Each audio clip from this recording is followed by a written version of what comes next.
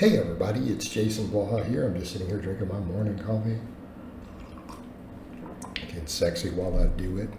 I'm going to respond to some of the strange criticisms I've got to nutrition videos lately. What people don't seem to get for some reason, I am very anti-butter. I think butter is probably about the worst junk food you can still legally buy, other than alcohol. Okay, I think alcohol is the worst. I'm going to put butter at number 2. And that upsets people. They get really defensive about butter.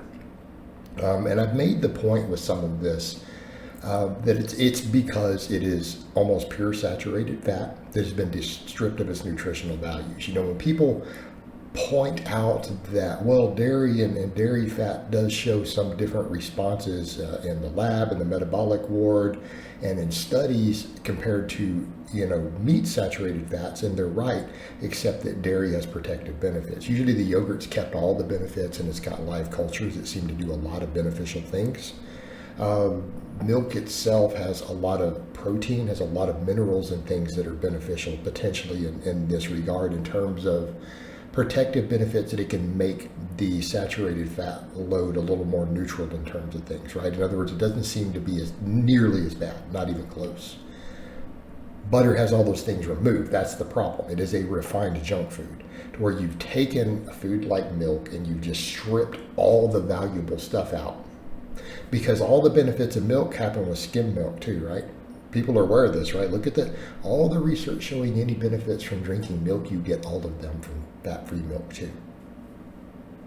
Fat-free Greek yogurts and stuff also. So you've just taken the other end. So when milk has been skimmed, all the cream and fat has been removed. That's what butter is made from. That is refined. Okay? That is refined. And that is what's left. So then you take all that just milk fat, where you've taken all the protein out, all the B12, almost all the magnesium, calcium, all this amazing beneficial stuff has been stripped out of it, and you're left with just almost a pure saturated fat, and then they emulsify it and refine it. And the way they emulsify it too can speed up absorption, so it hits the bloodstream even faster. Right? This is not something you should be eating. My grandpappy ate it. Yeah, he died of a heart attack at 72. Shut up. Fucking dumbass. All right. Sorry. Trying to be nice. I just can't. I can't be nice with this stupidity anymore. I just can't do it. So when you do that and then people say, well, you're being pro seed oil. No, I'm not. I'm saying the studies show that replacing saturated fats with polyunsaturated fats, including seed oils, other than the studies on margarine when it was legal. Keep in mind, as people like to throw that out, that margarine study with worse health outcomes. Well, yeah, it's a trans fat. Okay, it's illegal now. They can't make it anymore. They can't sell it to you in America. Generally show improved health outcomes. That's it. Does that mean you should be eating seed oil? So it's kind of like when you look at something and say, okay, this is bad. This is bad. You probably shouldn't be eating this. And then you say, in studies, when this is replaced with this, it improves health outcomes. You're not supporting the other thing. You're just simply saying it's probably less bad.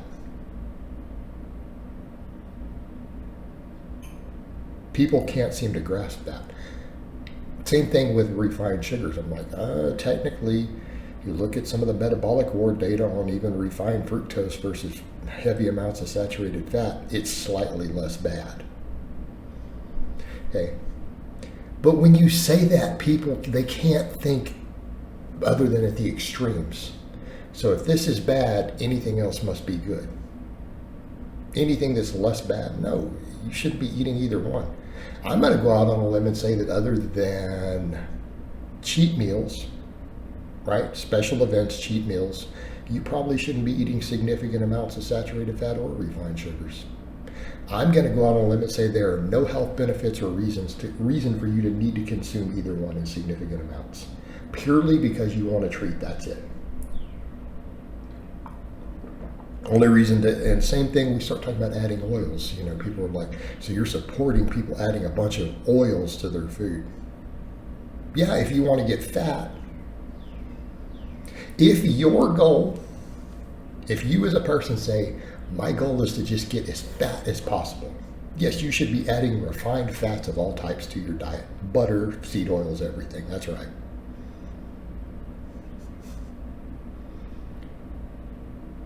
So yes, I would support that for a person who says, my goal is to get, I want to be 400 pounds. Okay. For anyone who wants to be lean and fit, I'm going to say you probably shouldn't be adding a whole lot of refined fats to your diet. Probably not in your best interest. I'm not saying a little bit of extra virgin olive oil and stuff can't be okay. All right, fine. But by and large, unless you need it for weight gain, right? People who are struggling to gain weight, maybe even on a lean bulk, I wouldn't generally advocate it. I don't think that you need it. You should be eating whole foods. That includes getting your fats from whole foods. So someone says, well, what do you... So if you want to get polyunsaturated fats, why don't you eat tofu? Why don't you eat walnuts? I mean, we can make the case for fatty fish too, but that's a whole different topic of ALA versus EPA, DHA, right? Why don't you eat some nuts? Eat some almonds, eat some cashews. People are going to say, that's so luxurious. It's like, I don't care. Anyone who thinks legumes are bad for you is also an idiot. I'm sorry, it's just the data doesn't support it. This has been addressed by nutrition researchers all over the world. This is fringe diet nonsense. All right, back over to the point. If you want to add healthy fats to your diet, I think you should get them from whole foods. And that is my official stance. So, when this topic comes up, so you're saying we should replace this. No, I don't think you should be frying your foods in anything, whether it's butter or oils. I don't think it is ideal. It's certainly not ideal for body composition or health. One is less bad than the other. I'll absolutely agree. But it doesn't mean I think you should do it.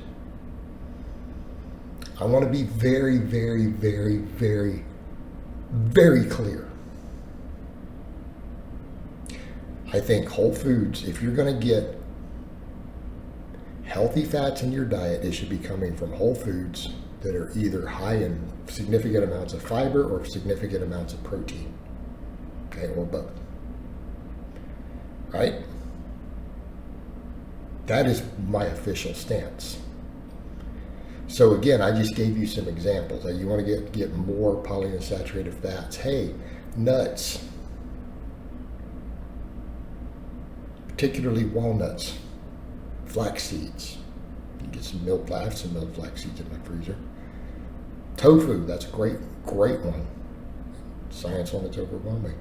I'm not telling you to dump a bunch of canola oil in your food. And I'm sure as hell not going to support people adding butter to their food. Again, the only reason to add butter to your food regularly is because you want to have a heart attack or you want to get fat. That's it.